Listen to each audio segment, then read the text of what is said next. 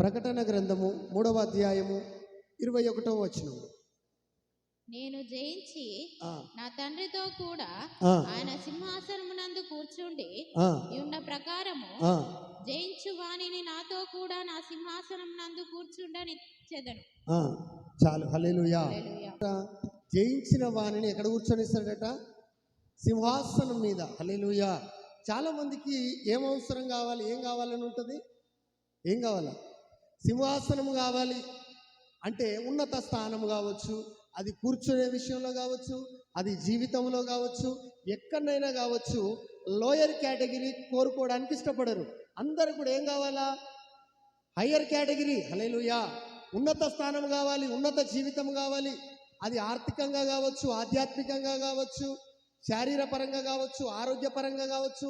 ప్రతి పరంగా కూడా ఏ స్థానం కోరుకుంటారు? ఉన్నత స్థానం కోరుకుంటారు. హల్లెలూయా. మరి దేవుడు ఏమంటున్నాడు? ఆ ఉన్నత స్థానం రావాలంటే ఊరికనే వస్తుందా? కష్టం చేయండి, పని చేయండి, ఉద్యోగం చేయండి, వ్యాపారం చేయండి, ఫలితం వస్తుందా?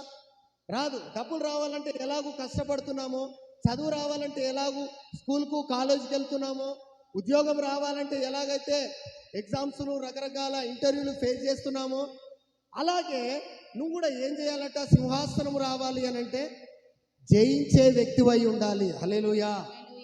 ఏం జయించాలి? జయించిన వానికే ఏం చేస్తాడట?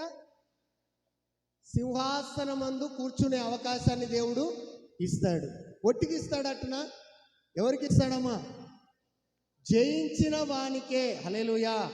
అంటే జయించకుండా సింహాసనం మీద కూర్చుంటా, జయించకుండా కష్టపడకుండా ఫలితం రావాలి అని అంటే, కష్టపడకుండానే నాకు సమృద్ధి రావాలి, నేను ఇంట్లోనే కూర్చుంటా కానీ నా ఇంట్లో సమృద్ధి ఉండాలి, డబ్బులు ఉండాలా, నా పిల్లలు బాగుండాలి. నీ పిల్లలు బాగుండాలంటే నువ్వేం చేయాలా? ప్రార్థన చేయాలి. హల్లెలూయా. అపవాదిని జయించాలి. అపవాదిని జయించాలంటే నువ్వు ప్రార్థన చేయాలి. అపవాదిని ఎదిరించే వ్యక్తివై ఉండాలి. అందుకే దేవుడు అంటాడు, అపవాదిని ఎదిరించుడి, వాడు మీ యొద్ద నుంచి పారిపోతాడు. అంటే అపవాది పారిపోవాలి అని అంటే మనం వాడిని మొదటగా ఏం చేయాలా? జయించాలి, ఎదిరించాలి. ఒకవేళ మనమే వానికి అపవాదికి సంబంధించిన క్రియలకు, వాని అలవాట్లకు మనమే స్వాగతం పలికితే ఆటోమేటిక్గా వాడే మనల్ని జయించే పరిస్థితులు. కానీ దేవుడు ఏమంటున్నాడు? మీరేం చేయాలా? వాటిని జయిస్తే ఏమిస్తాడట? సింహాసనం మీద కూర్చుండే అవకాశం ఇస్తాడట. హల్లెలూయా. మరి సింహాసనం కావాలంటే సింహాసనం వద్దు అని చెప్పేసి దేవుడు అంటున్నాడా? దేవుడు నా సింహాసనం మీద కూర్చునే స్థానం ఇస్తా, గొప్పగా నిన్ను ఆశీర్వదిస్తా. కానీ నువ్వేం చేయాలా? నేను జయించినాను, నీవు కూడా ఏం చేయాలా? జయించే వ్యక్తివై ఉండాలి. హల్లెలూయా. మరి ఏం జయించినాడు దేవుడు? యోహాను సువార్త 16వ అధ్యాయము 33వ వచనం చదువుకుందాం. నాయందు మీకు సమాధానము కలుగునట్లు ఈ మాటలు మీతో చెప్పుచున్నాను. లోకములో మీకు శ్రమ కలుగును, లోకములో మీకు శ్రమ కలుగును, అయినను ధైర్యము తెచ్చుకొనుడి, అయినను ధైర్యము తెచ్చుకొనుడి, నేను లోకమును జయించి ఉన్నాను, నేను లోకమును జయించి ఉన్నాను. హల్లెలూయా. దేవుడు ఏం చెప్తున్నాడు? లోకంలో ఏం కలుగుతుందట? శ్రమ. చాలా మంది మాకు శ్రమ వస్తున్నది, ఇరుకులు వస్తున్నాయంటే దేవుడు కలగదని చెప్పినాడా? సంతోషం ఉంటుంది, లోకంలో మేలు ఉంటుంది, సమృద్ధి ఉంటుంది అన్నాడా? లోకములో మీకు ఏముంటుందట? శ్రమ ఉంటుంది, ఇరుకులు వస్తాయి, ఇబ్బందులు వస్తాయి, బలహీనతలు వస్తాయి, అవమానాలు వస్తాయి, నిందలు వస్తాయి, రకరకాల సమస్యలను ఫేస్ చేయాల్సిన పరిస్థితులు వస్తాయి. కానీ మీరు ఏం తెచ్చుకోవాలట? ధైర్యము తెచ్చుకోవాలి. హల్లెలూయా. ఎవరిని బట్టి ధైర్యం తెచ్చుకోవాలి? దేవునిని బట్టి ధైర్యం తెచ్చుకోవాలి. దేవుని యొక్క వాక్యమును బట్టి ధైర్యం తెచ్చుకోవాలి. అలా ధైర్యము తెచ్చుకొని ఉండాలి. ఎందుకట? దేవుడట ఏం చేసినాడట? లోకాన్ని జయించి ఉన్నాను, నేను లోకాన్ని జయించినాను కాబట్టి మీరు కూడా ఏం చేయాలా? జయించే వ్యక్తులై ఉండాలి. హల్లెలూయా. దేవుడు జయించకుండానే నీకు చెప్పట్లే. దేవుడు లోక సంబంధమైన ఆలోచన విధానాన్ని జయించినాడు.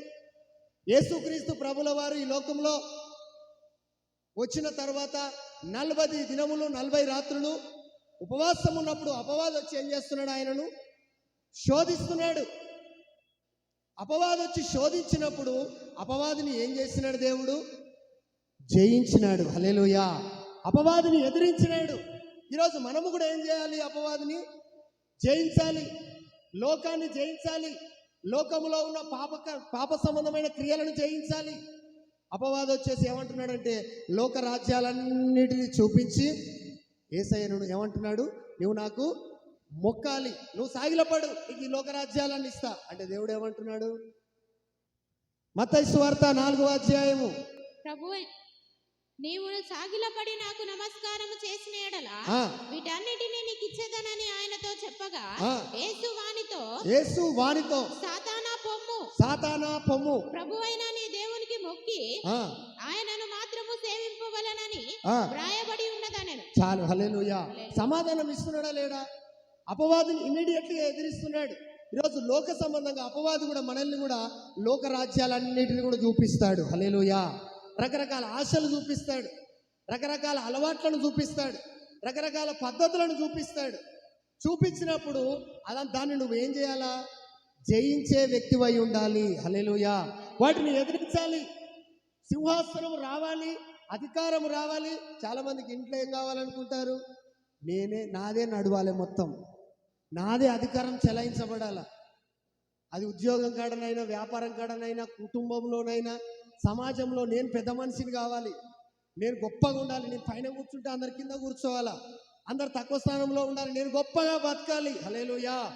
మరి గొప్పగా బ్రతకాలి అని అంటే ఫస్ట్ నువ్వేం చేయాలా? లోక సంబంధమైన వాటిని నువ్వు జయించే వ్యక్తివై ఉండాలి. దేవుడు ఎందుకు తండ్రి కుడిపార్శ్వమున కూర్చున్నాడు? రికమెండేషన్లతోటి పోయినాడా? ఏ రికమెండేషన్లతోటి పోలే. రోజు ఉద్యోగం కావాలంటే రికమెండేషన్లు కాదు, కష్టపడి నువ్వేం చేయాలా? చదవాలి. రాత్రి మొగళ్ళు కష్టపడి చదివితే సరైన ఉద్యోగాన్ని దేవుడు కూడా నీకు ఏర్పాటు చేస్తాడు. రాత్రి మొగళ్ళు కష్టపడి ప్రార్థన చేస్తే సరైన బ్రతుకును కూడా దేవుడు నీకు అనుగ్రహిస్తాడు. హల్లెలూయా. కానీ అధికారం అయితే కావాలా, సింహాసనం అయితే కావాలా, కానీ ఏమొద్దు? జయించడం వద్దు, కష్టం అంటే వద్దు. దేవుడు ఏమంటున్నాడు? లోకంలో మీకు శ్రమ వస్తుంది, కానీ ఏం చేయాలి? మీరు నన్ను బట్టి ధైర్యము తెచ్చుకోండి. ఆ ధైర్యము తెచ్చుకొని నువ్వు ఎప్పుడైతే అపవాదిని, వాటి సంబంధమైన క్రియలను, అలవాట్లను ఎప్పుడైతే ఎదురిస్తావో అప్పుడు నువ్వేమవుతావట? గొప్పగా దేవుని కృపలో దీవించబడతావు. హల్లెలూయా. దేవుని కుడిపార్శ్వంలో కూర్చునే అవకాశాన్ని దేవుడు ఇస్తాడు. మరి ఆ లోకాన్ని దేవుడు జయించినాడు కదా, మరి ఆ లోకంలో ఏమున్నది? చదువుకుందాం. 16వ వచనం, 1 యోహాను 2వ అధ్యాయము. లోకములో ఉన్నదంతయు అనగా శరీరాశయు, నేత్రాశయు, జీవపు డంబమును తండ్రి వలన పుట్టినవి కావు. చాలు, హల్లెలూయా. లోకాన్ని దేవుడు జయించినాడు. మరి ఆ లోకంలో ఏమున్నది? దేన్ని జయించినాడు దేవుడు? శరీరాశను జయించినాడు, నేత్రాశ జయించినాడు. అపవాది వచ్చి శరీర సంబంధమైన ఆశలు చూపిస్తున్నాడు. ఈ యొక్క రాళ్లను రొట్టెలు చేసుకొని తినొచ్చు కదా అంటున్నాడు. అదొక ఆశ చూపిస్తున్నాడు. లోక రాజ్యాలన్నిటిని చూపించేమంటున్నాడు? ఇవన్నీ నీకు నేను ఇస్తా, కానీ నువ్వేం చేయి? నాకు మొక్కేసే, నన్ను సేవించవచ్చు కదా, ఇవన్నీ తీసుకోవచ్చు కదా అంటే ఏం ఆశ చూపిస్తున్నాడు? శరీర సంబంధమైన ఆశ, నేత్ర సంబంధమైన ఆశ. హల్లెలూయా. కానీ అపవాది అలా చూపించినప్పుడు దేవుడు ఏం చేసినాడు? వారిని జయించినాడు, వారిని ఎదిరించినాడు. ఈరోజు అపవాది మనకు కూడా మందిరానికి రాకుండా, ప్రార్థన చేయకుండా రకరకాల ఆశలు చూపిస్తాడు. అక్కడికి పనికి వెళ్ళొచ్చు కదా, ఈరోజు ఈ పని ఉన్నది కదా, ఇక్కడ ఫంక్షన్ ఉన్నది కదా, అక్కడ లోక సంబంధమైన ప్రోగ్రాం ఉన్నది కదా, అక్కడికి వెళ్ళొచ్చు కదా అని చెప్పేసి అక్కడికి వెళ్తే నీకు ఈ బెనిఫిట్ వస్తుంది, ఇక్కడికి వెళ్తే నీకు ఆ బెనిఫిట్ వస్తుంది, రకరకాలుగా చూపిస్తాడు. వాటిని నువ్వేం చేయాలా? జయించే వ్యక్తి అయి ఉండాలి. హల్లెలూయా. మనం చాలామంది ఎందుకు పై స్థానంలో ఉండకుండా కిందికుంటున్నారంటే అపవాది వచ్చి శోధించగానే వాని శోధనలో పడిపోతున్నారు తప్ప వారిని దేవుని వాక్యం అనే సర్వాంగ కవచాన్ని ధరించుకొని ఎదిరించలేకపోతున్నారు. మరి యేసయ్య తండ్రి కుడిపార్శ్వమున కూర్చోవడానికి కారణం ఏంటిదంటే ఆయన లోకమును, లోక సంబంధమైన అలవాట్లను, క్రియలను ఏం చేసినాడు? కంప్లీట్గా జయించినాడు. హల్లెలూయా. ఈరోజు నీవు కూడా అలాగూ జయించడానికి సిద్ధపడాలి, అలాగూ ఎదిరించడానికి సిద్ధపడాలి. అందుకని చదువుకుందాం. ఆదికాండము 6వ అధ్యాయము 1-2 వచనాలు. నరులు భూమి మీద ఆరంభించిన తరువాత కుమార్తెలు వారికి పుట్టినప్పుడు దేవుని కుమారులు నరుల కుమార్తెలు చక్కని వారని చూచి వారందరిలో తమకు మనస్సుకు నచ్చిన స్త్రీలను వివాహము చేసుకొనిరి. చాలు, హల్లెలూయా. దేవుని కుమారులట ఎవరిని చక్కని వారని చూస్తున్నారు? నరుల కుమార్తెలు చక్కని వారిని చూచి. హల్లెలూయా. వీళ్ళకు ఏం కనబడుతున్నది? లోకస్తులే ఎట్లా కనబడుతున్నారు? చక్కగా కనబడుతున్నారు. లోకస్తులు ఇచ్చే ఆలోచనలు చక్కగా కనబడుతున్నాయి. లోక సంబంధికులు ఇచ్చే ఆ యొక్క ఆలోచన విధానం వీళ్ళకి ఎలా కనబడుతున్నది? చక్కగా రమ్యముగా కనబడుతున్నది. అవ్వకు కూడా దేవుడిచ్చిన ఫలవృక్షాలు ఎలా కనబడాయి? చక్కగా కనబడలే. అపవాది చూపించిన ఫలం మాత్రం ఎట్లా కనబడుతున్నది? చక్కగా కనబడుతున్నది. దేవుడు చూపించిన ఫలాలు, ఈ ఫలాలు మాత్రమే తినండి, ఆ వృక్ష ఫలాలు తినొద్దంటే వీళ్ళకు ఏదైతే దేవుడు వద్దని చెప్పినాడో, ఏదైతే తినకూడదని చెప్పినాడో ఆ ఫలాలు ఎలా కనబడుతున్నాయి?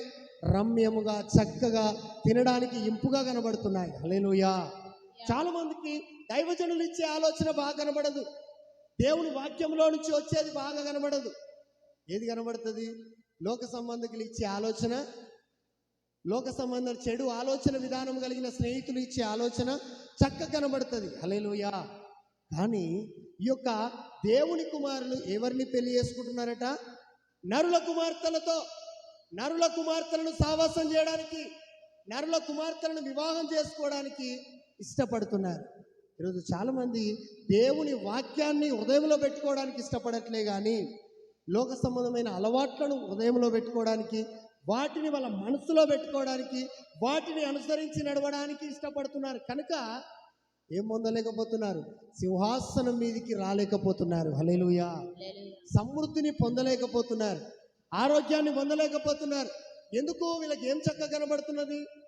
దేవుని వాక్యం చక్కగా కనబడాలి. నీకు దేవుని యొక్క ప్రార్థన సావాసం చక్కగా కనబడాలి. కానీ వీటన్నిటిని ఎలిమినేట్ చేసేసి ఎవరిని ఇష్టపడుతున్నారు? నరుల కుమార్తెలను. హల్లెలూయా.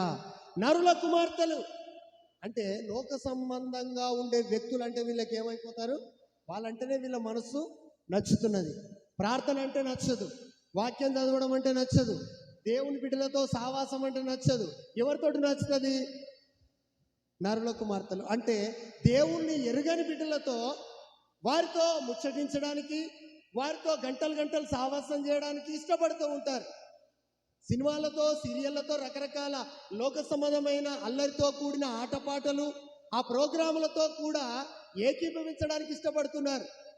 కానీ దేవుని వాక్యముతో, ప్రార్థనతో, సావాసముతో ఇష్టపడట్లే. హల్లెలూయా. అందుకనే ఏమైపోతున్నారట? చాలామంది సింహాసనం మీద కూర్చోవాల్సిన వాళ్ళు నేల మట్టుకు వెళ్ళిపోయే పరిస్థితులు. హల్లెలూయా.